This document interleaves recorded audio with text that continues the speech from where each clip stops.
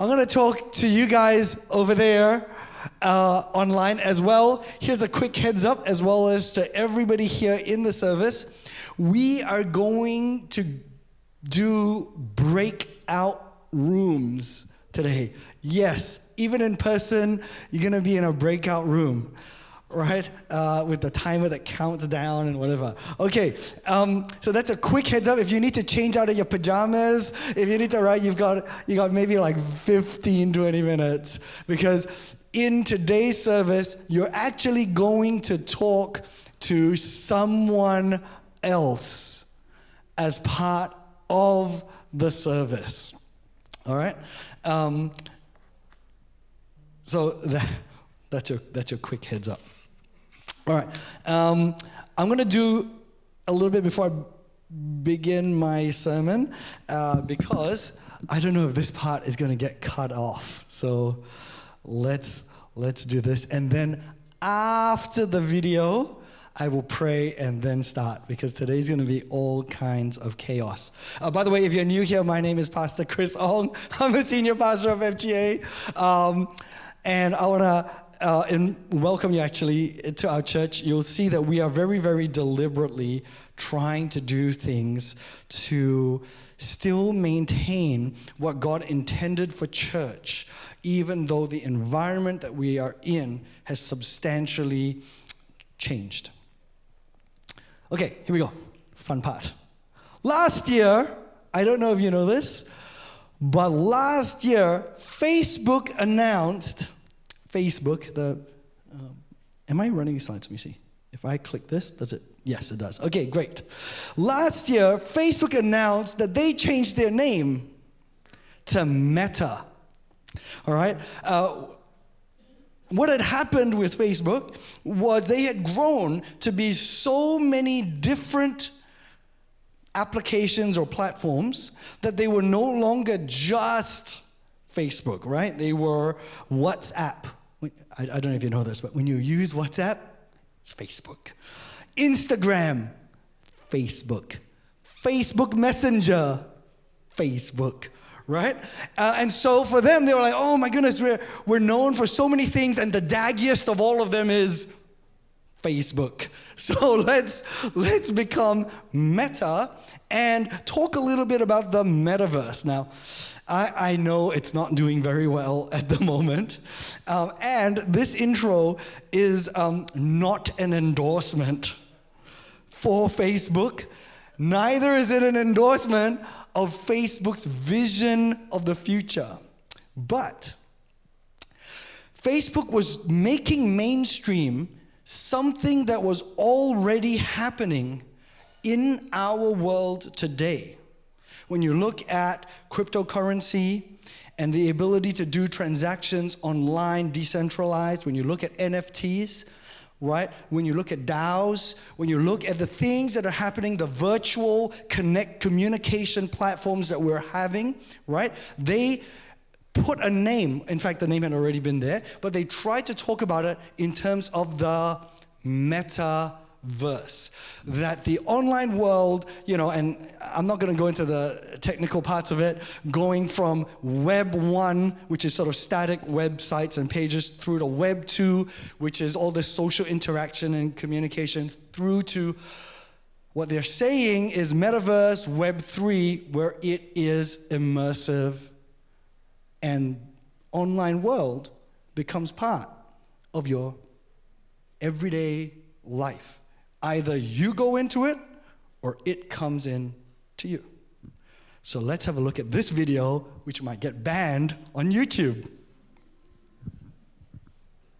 Over the last year and a half, a lot of us who work in offices have gone remote. And while I miss seeing the people I work with, I think remote work is here to stay for a lot of people. So we're going to need better tools to work together. Let's take a look at what working in the metaverse will be like. Imagine if you could be at the office without the commute.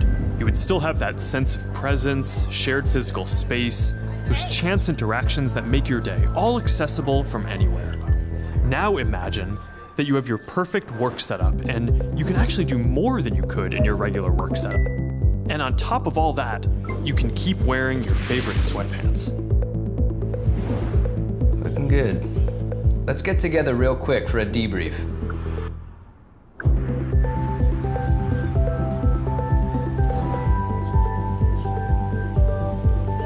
I'm free now. Let's jump in. Hi. Hey. So what do we think?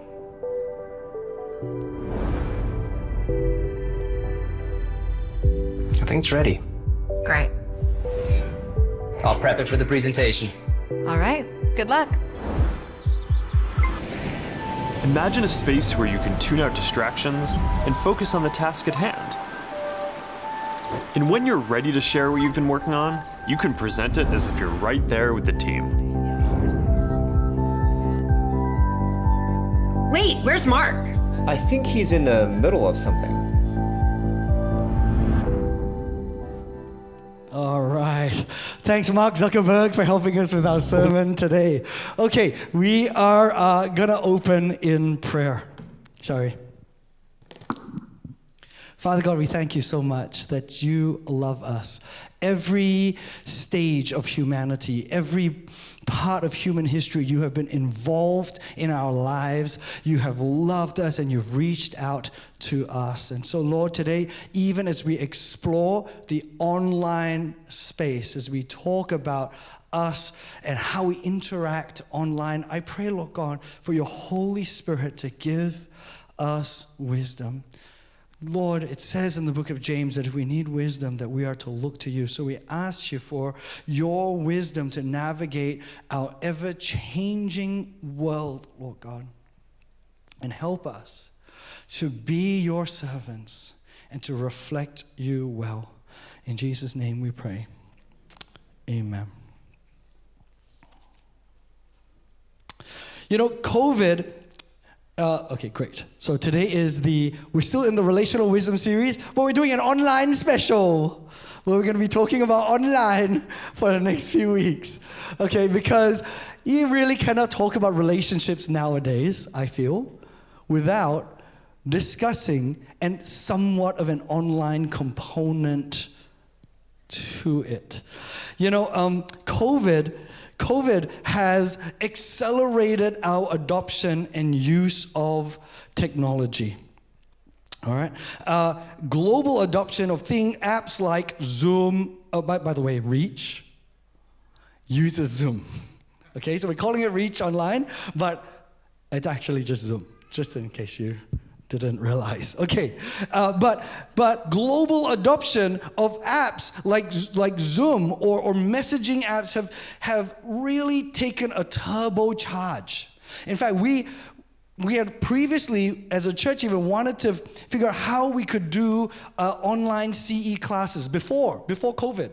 How would we get people to, record my mom or PowerPoint slides, and maybe you could do a class at home, and the take-up was terrible. It was so little.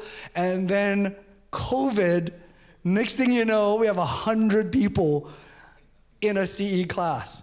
Praise the Lord for them being locked down and nothing to do, right? But it propelled the adoption of technology. I want you to think back to the ancient days before COVID, right? How often would you have a conversation with your parents, who maybe live, right? Or your work colleagues, or how often would you do a Sunday service and it would be digital? How often? Before COVID? It was quite rare.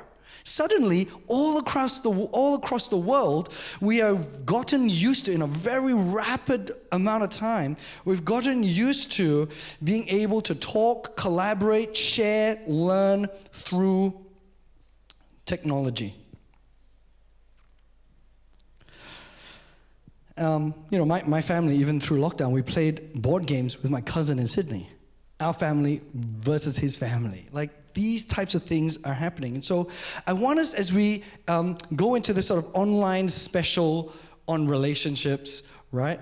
I want us to think about what the future world might be. And I'm not talking about the kind of world that my kids will grow up in, because like 2 of them are already grown up. I'm talking about the world that all these babies that are being born, Evie who's over there, right? You've got Nick Tay's kid, you've got a whole bunch of babies. Some babies are still yet to come, right? I'm looking, right? Like, what kind of world would they live in? Surely, as we contemplate what kind of world they're going to grow up in, online, digital, is going to be some part of it. How we conduct ourselves, what we do online, is going to be, I think, increasingly important. So, let me tell you a little bit about my early work experience as we kind of sort of grapple our heads around what this online world is. We're a very down-to-earth, honest church, and so half of you guys grew up with me.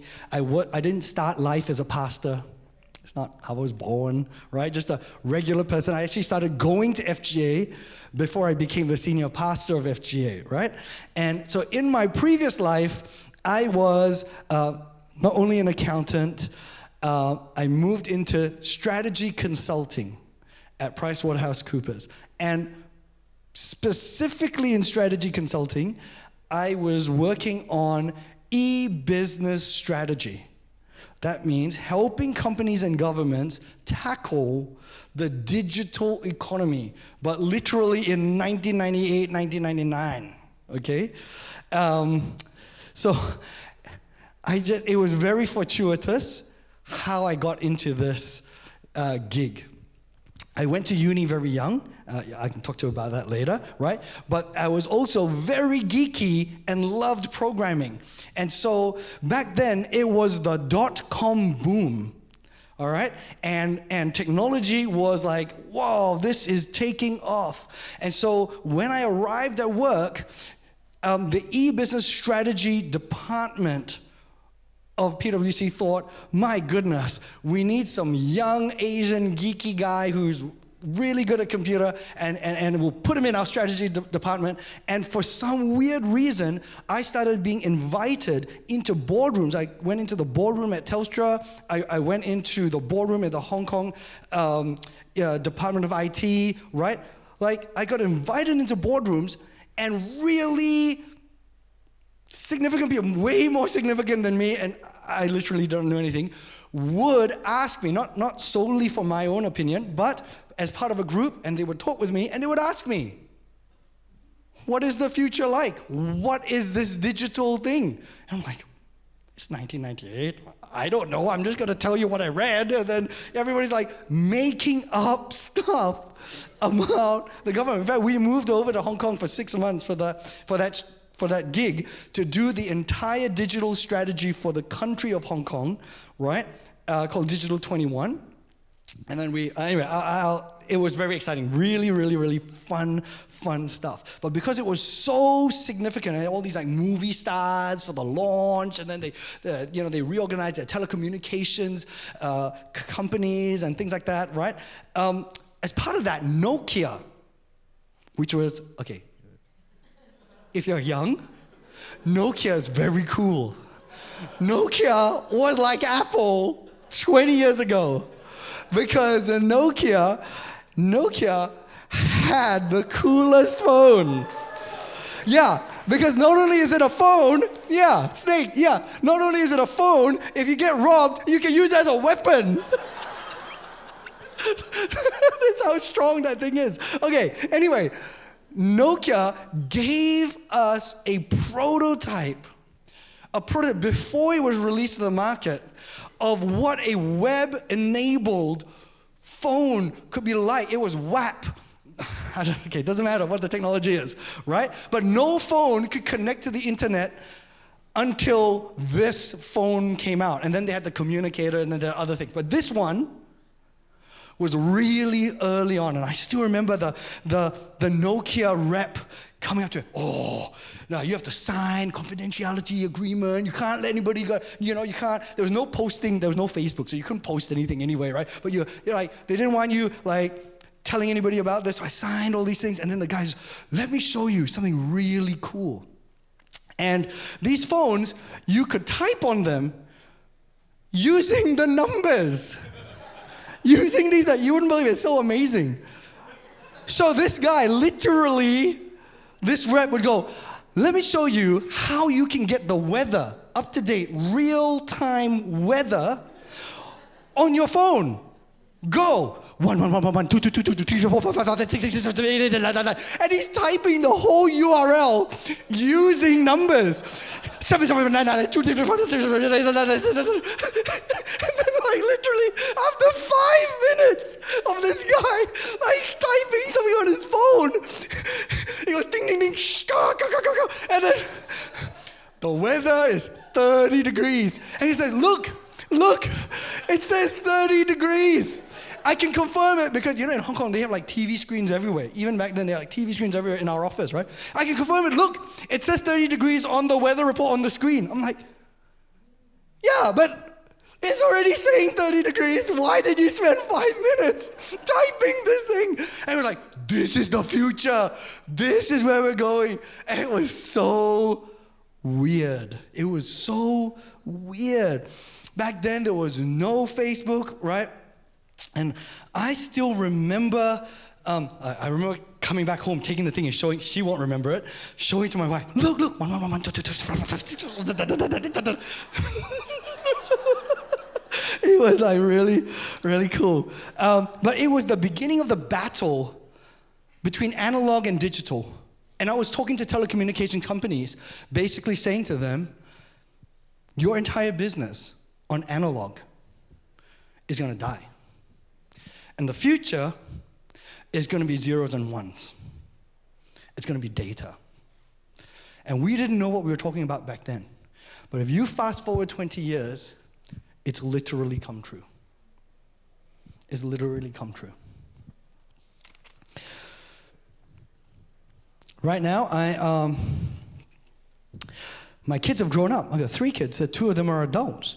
I'm now a pastor. I'm not connected to the consulting world.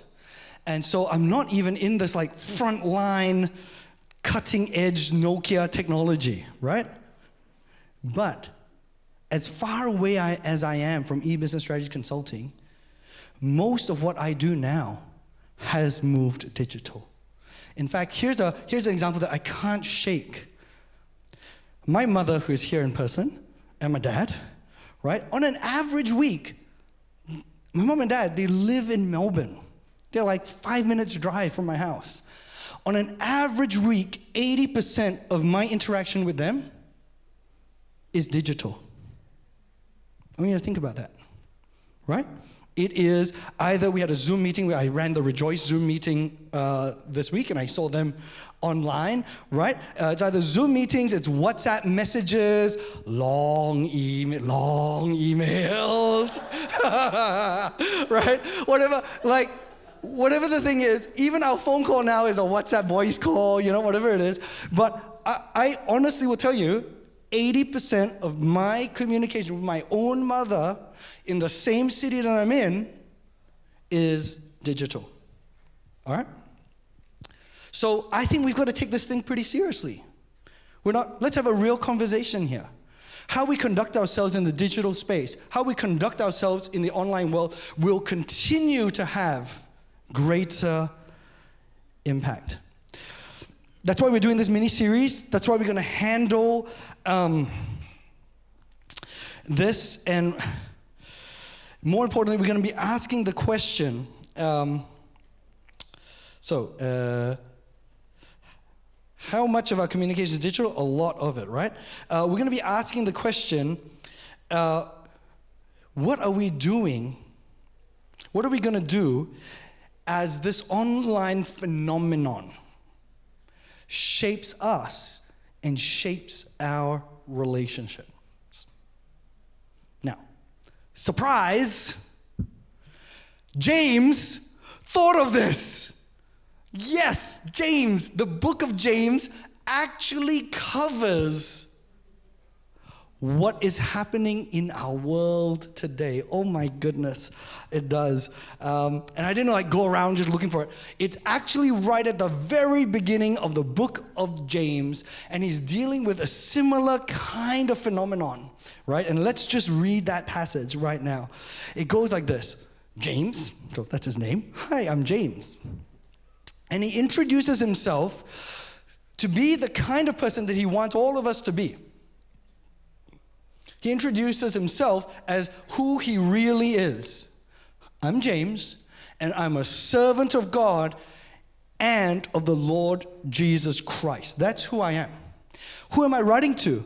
I'm writing to the 12 tribes, or the Jews, in the dispersion. What is that?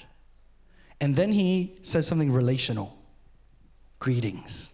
Hey, hi, hello. Right? What is happening here? So I'm so excited. Let's get biblical. Let's get theological, right? So the Jews of the diaspora, right? What are they? What happened is after Jesus died and rose again, right? After the church sort of kicked off, the temple got destroyed, and Israel, the Jews, basically got scattered all over the world. In fact, that was a phenomenon that remained until some of our lifetimes, where we saw Israel become its own country. From the Bible days till literally our modern times, the Jews were spread out all over the world. That's why it's called the dispersion. Can you imagine what that's like? So imagine you've got Israel, it's its own country. If you read the Old Testament, God's plan for his people was to make them unique and special, their own culture. They had specific rules. Their Sabbath was so different, right? They were accountable to each other. They would show up in person at a synagogue, and the rabbi would know them, right? So now you're in person, you're in the same country, everything is watched closely, I guess, right? How you conduct yourself is seen by your family members, by your neighbor, by the synagogue, whatever else it is. And then comes the dispersion, and you're out. You're out, not just into the Greek world, into any world, outside. And suddenly, you're not the majority culture anymore. You're sitting at home, and you can do whatever you want. You can do whatever you want. You're not in Israel. Maybe there's not even a Jew on your street. So who cares if you break one rule here or there on the Sabbath? No one's really watching what you're doing in the dispersion, right? And so James, he writes this letter to them because they have entered a changing world. Their world, if you look at the Jews from the Old Testament, all those hundreds of years that they've all been a Jewish nation and whatever else it is, right? It's changed because they're now all out. They're remote. And he's addressing them and he's saying, hey, I know you're out there. I know things are changing. You need wisdom to live in this world. Don't let this world change you. In fact, he will talk about their conduct. He will talk about how they live in this dispersed world. And he will say, don't have faith without action. Don't just believe, and then your conduct and your works are something else, because that's kind of dead. And he's saying this, by the way, when he writes this letter, to people who aren't necessarily in the room with him. They use the technology called letter writing, right?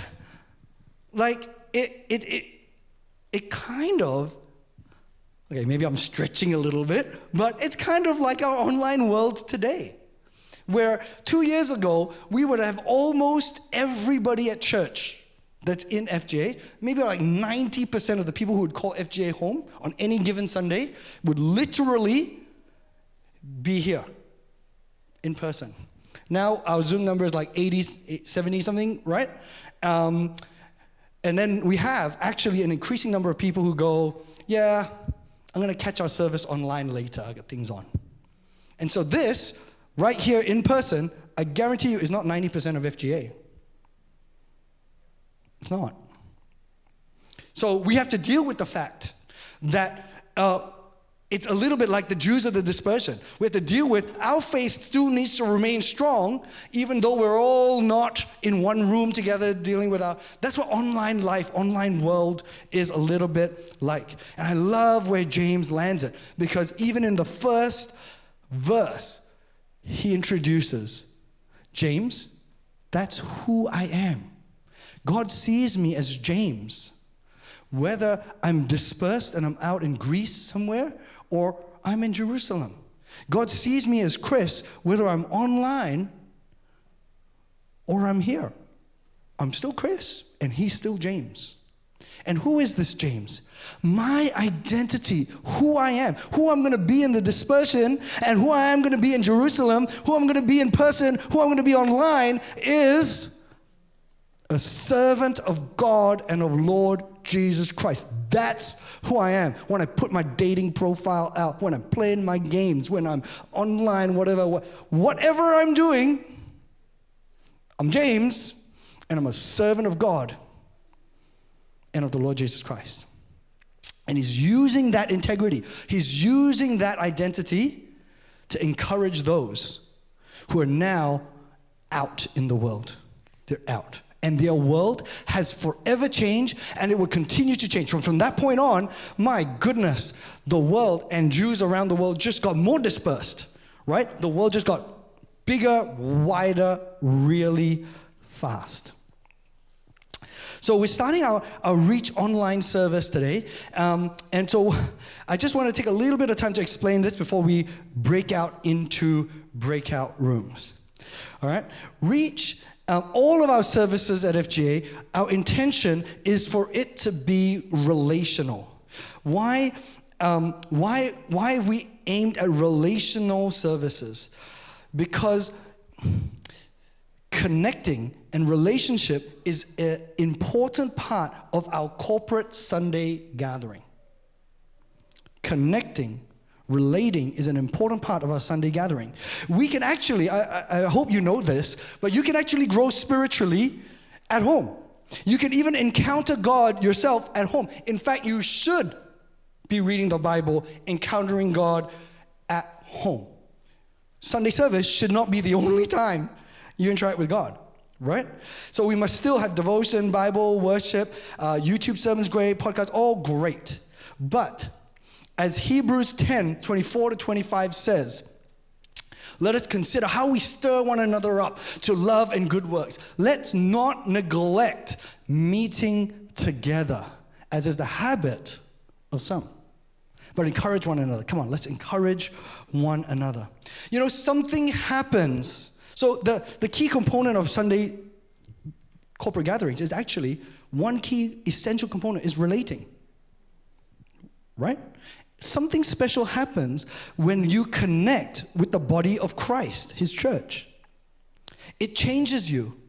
It encourages you. It stirs, it allows you to stir somebody up, but allows somebody else to stir you up.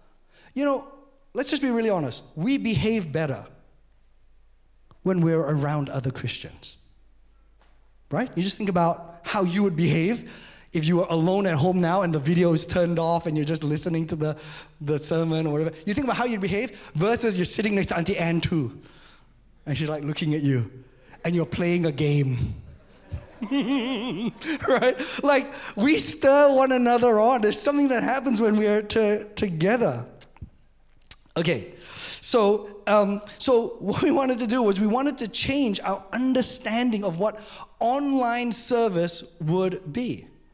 I like the analogy of like a new dish, all right? So, you know, when you create a new dish, and I'm not much of a cook, so let's say I come up with the Chris Ong special number 5. I'm like, hey, I'm gonna cook a new dish. Everybody's like not excited, right? Because they don't even know what the dish is, what I'm gonna cook, and I'm a terrible cook. What you need is some kind of anchor to describe that dish. You need to sort of say, it's like something you know. So if I said, oh, that dish is like modern Italian, whatever it is, immediately you have a rough idea of what that dish is. The problem is that when we, and I say we, but it's also other churches and all of us, when we started an online service, we basically, without paying attention, we basically went, it's like a live stream. Our online church is like a live stream, like how you would live stream the Australian Open or the Olympic Games, or how you would watch a YouTube series. We went, it was like that. I mean, it's a little bit different, a few, things here and there, right? But it's kind of like that. And over the next 3 weeks, what we're trying to do is we're going to try to, when we launch Reach, change the anchor, the comparison that online service can be. Because it's not healthy. So we want to be able to say now, it's like Zoom home group. That if you're going to take time to connect with the whole of the church, but you, for whatever reason, you can't come in person, right? So maybe you're quarantining, maybe you're at risk, or for whatever reason you can't make it in person, right? Then what we want you to do is we want you to join into an online community and relate. Like it's a Zoom, it's not your Zoom home group. We have home groups. You should be part of a home group. But the Sunday service Reach is like a Zoom home group. I imagine that more people will come back in-person services, but we will also most certainly have people who will stay online, right? Even some of you here in person, there might be some times where you're going to join us online.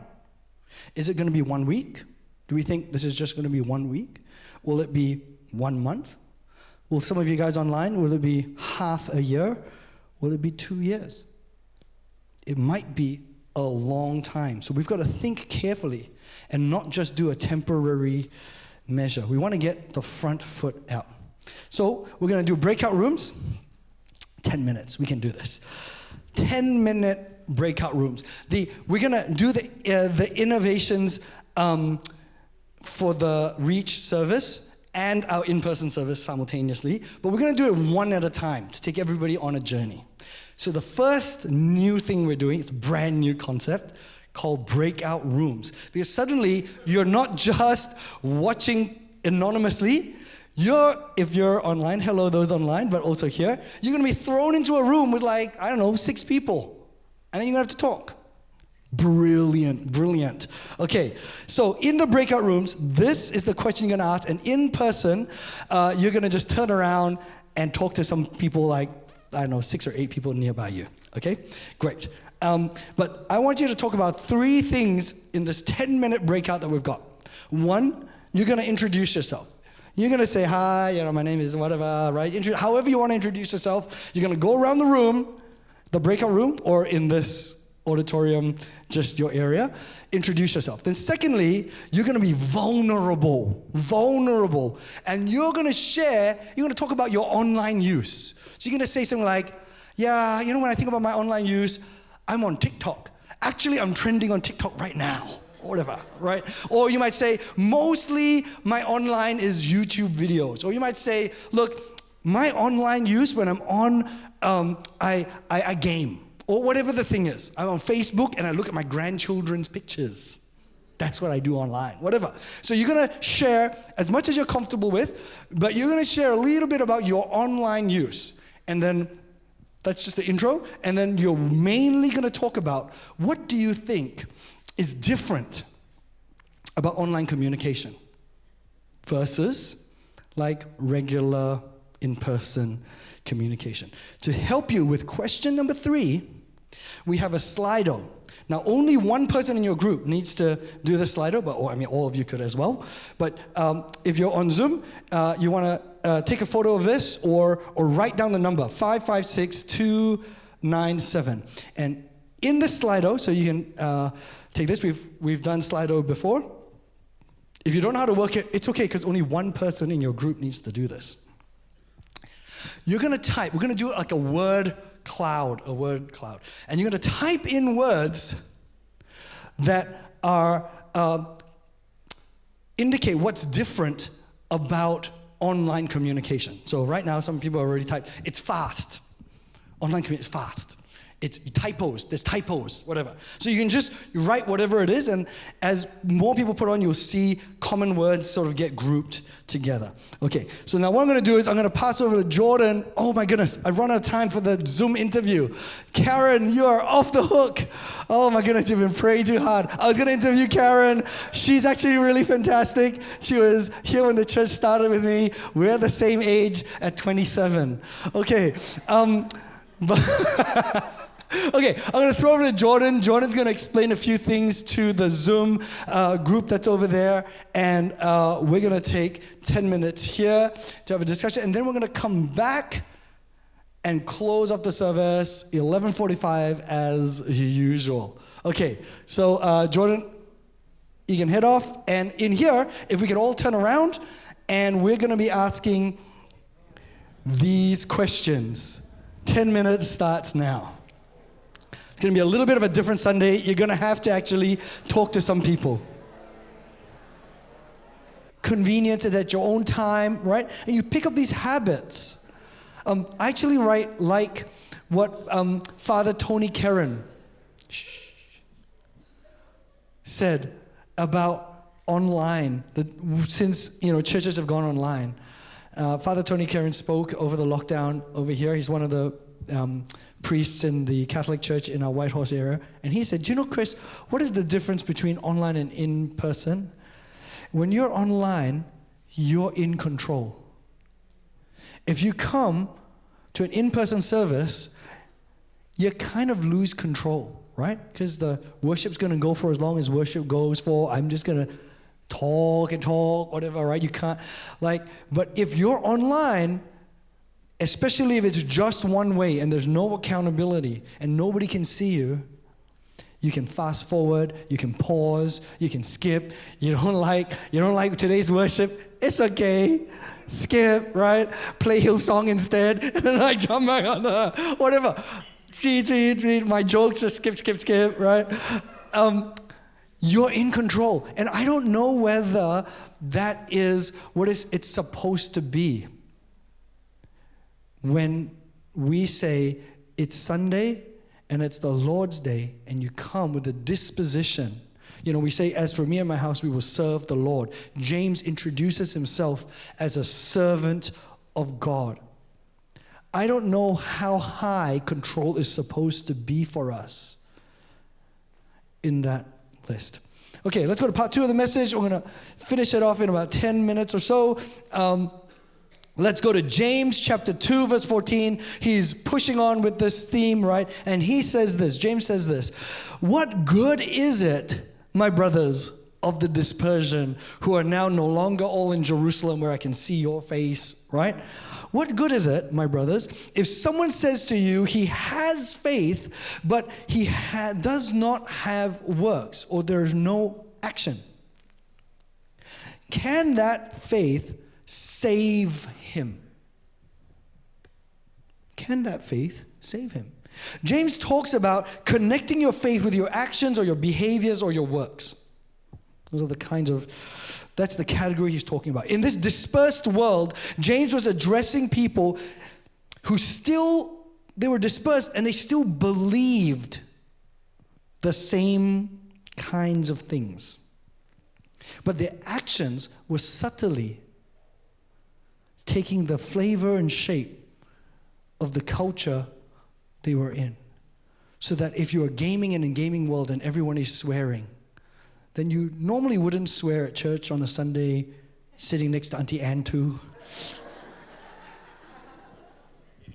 Yeah, but you're like, hey, subtly take on the culture of the area that you have gone in. That was what was happening.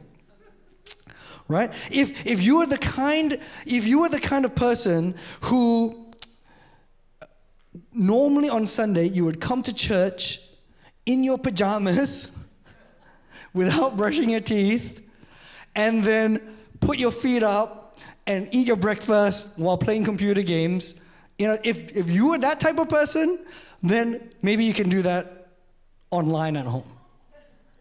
Maybe. But James is trying to address that when we were all together, brothers and sisters, before we had the dispersion, before COVID put us at home and we were all this online, whatever, there were things that we did. And now, just make sure that your faith connects with your actions, that you are the same online as you are offline. I mean, I'm sure you know this, right? You are literally the same person. You are the same person, even though your avatar has more hair. Okay, right? And what's weird about it is, God sees you as the same person. Surely God is not fooled. Surely. Maybe Pastor Chris, Uncle Roland, whatever, they don't see you.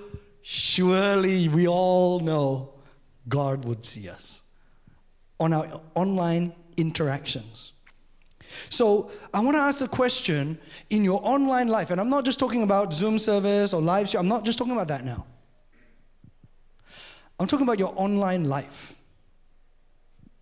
Maybe your dating profile. Apparently, I'm not meant to name dating sites. Yeah. Apparently, some of them are dodgy. I don't know. On your Facebook interactions, your gaming, I don't know, platforms, your Discord server, right?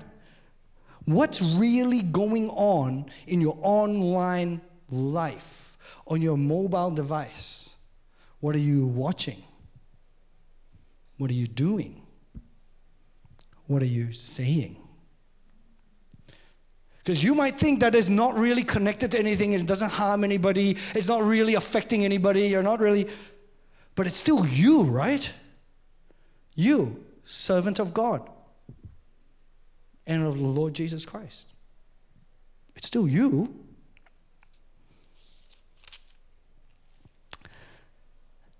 Okay. I'm going to wear my glasses. One of the reasons why I'm rambling so much is I can't even read my own notes.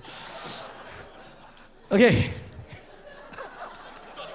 I know, it's not anointing. I'm getting more long-winded because I have to figure out what I'm saying. It's okay. Truth. We're talking about truth. John Mark Comer, in his book, Tell No Lies, which I really like. Here we go. Did you know, one of my favorite definitions of truth, which I have to grapple with my own self actually, is truth is reality. The reality is I can't see. Truth, the best definition of truth is that truth reflects reality. What is truth? Well, it's true if it's real, right? I think it's the best easy definition. But there is also what I'm going to call unreality. And human beings, separate from every other species on the planet actually, have an amazing God-given capability to imagine unreality, to live in unreality. It's actually an amazing human God-given gift. We can even imagine unreality and make it a reality. That's what humans can do. That's what we can do, right? 120 years ago, we could only imagine that humans could fly. Just go and Google when planes were invented. Because 120 years ago, right, there was no reality of human beings flying. But somehow, in the imagination space, in the conceptual space, we were able to figure out how we could take our hope and dream in an idea and make it into reality. And I know now it's definitely a reality. We just came back from the States. I'm pretty sure human beings can fly, right? But there is a problem. There is a problem. Because not everything we imagine can be brought to reality. Not everything that happens in our unreality space, not everything that happens in our imagination space or our online made-up virtual world is good, and not everything is real or can be real. It can disconnect And you can have a tendency to be two people. Google catfishing, whatever, right? But you could, in the online space, split your real life and your virtual life. Your thought life, and it's not just limited to your online life. It's also your thought life, it's your imagination, right? I want to ask you, if I could ask you a very personal, intrusive question. What does your fantasy life look like? What do you fantasize about?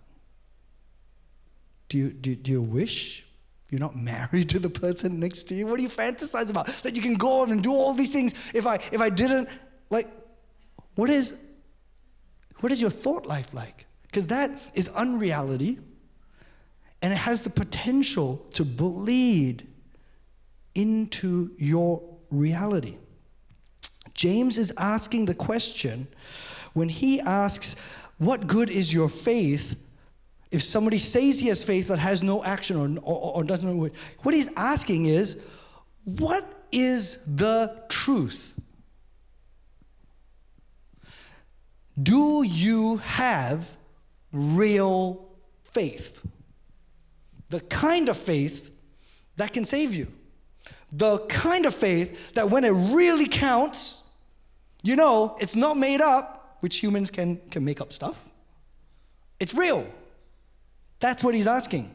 What kind of faith do you really have? You know, we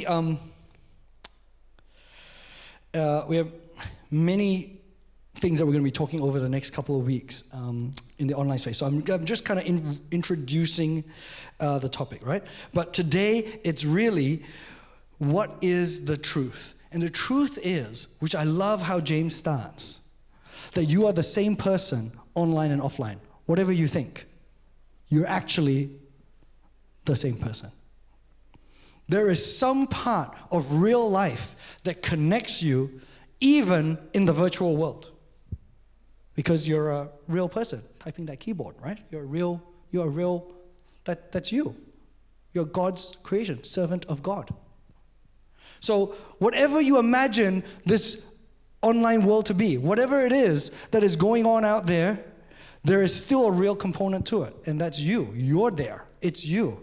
God sees you. And I don't want to scare anybody unnecessarily, but I'm going to scare you, just not unnecessarily. But James is so interested in connecting behavior that he says, even the demons, my goodness, even the demons believe God, believe in God. They've read the Bible, whatever else is. The big difference between demons actually is their behavior is not as a servant of God. Right? The demons, James says, even they can have some kind of understanding, belief, faith, whatever the thing is. They could have some kind of it, not the real thing, but they could have some kind of it. He brings that example out to show, to highlight to us. My goodness, if we do not connect our conduct with our faith, we have missed out on reality. And I want to close. I'm going to invite Brian and the worship team up. I want to take some time to really help us process this, because this is not necessarily about the change of FGA and now we have an online service. This is not about how you're going to conduct yourself when you're at home quarantining for 7 days. I mean, all of that's somewhat important. Yeah, we'll try to help you with that. I think what's more important is, what is your online life going to be like? Because as we've seen from the start of my sermon, online is going to be a major part of all of our lives going forward. It's like James, when he starts that book of James, the dispersion is going to be a large part of his audience life. Right? That's us. We have to still be the same children of God, the same servant of God that we are online as we are in person. And I know I'm talking in code a little bit. We've got some kids here and whatever, right? But there's a bunch of us. We need to recommit our online life back to God. That our online interactions, our online behavior, our online disposition, the things we fantasize about, the things we do in our downtime, the things we watch and consume with our eyes, that Jesus says, which is the light right into us. We are the same person. That same person, Son of God, friend of God, servant of God, is the person who is doing those things online, watching those things online, interacting, communicating online. And I get it. Like, we have just had 2 years of, honestly, maybe one of the roughest seasons in humanity in the last decades. And so maybe we've picked up some bad habits. Maybe we have.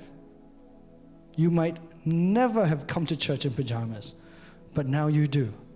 You might never watch the things that you used to watch for so long, like full on 20 hours of TV or whatever the thing is, in a row. Your online digital behavior is what one of the things that James is connecting.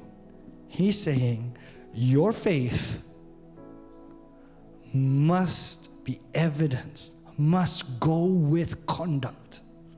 Your faith cannot be without works. Otherwise, it's dead. It's not real. It's unreality. It's like it's not alive. It's dead. That's what he's trying to say. That's why we're trying to read through the book of James. I'm really looking forward to Jordan's sermon next week, right? And then Man and I, we're actually on the week after that.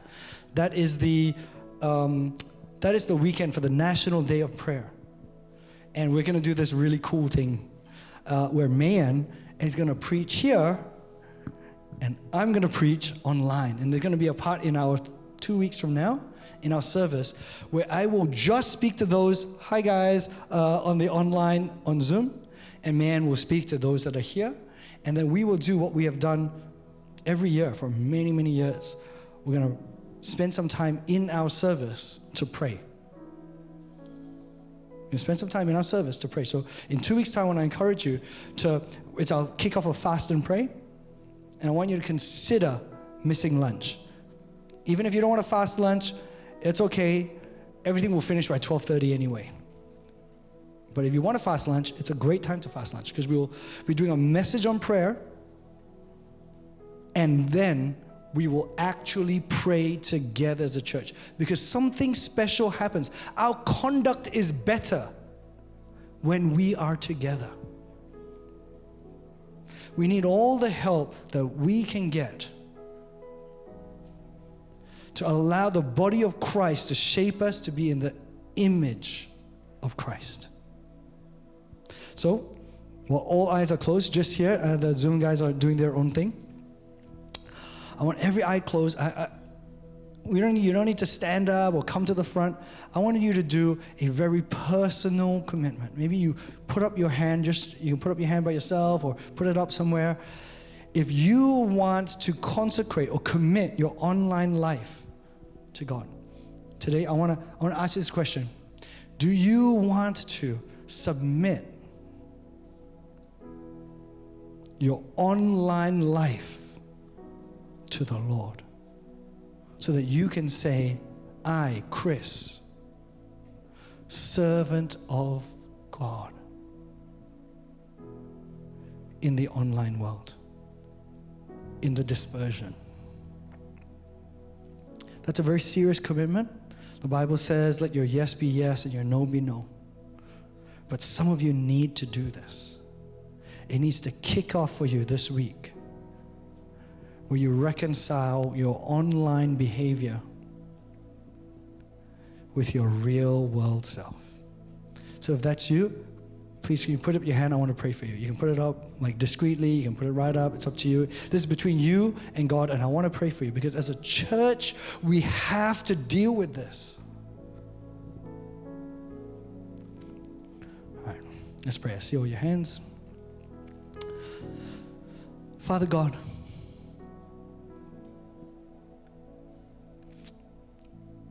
thank you for loving us so much. Thank you for being involved in every part of our life, for being close to us, knowing us, even when we're seen and when we're not seen.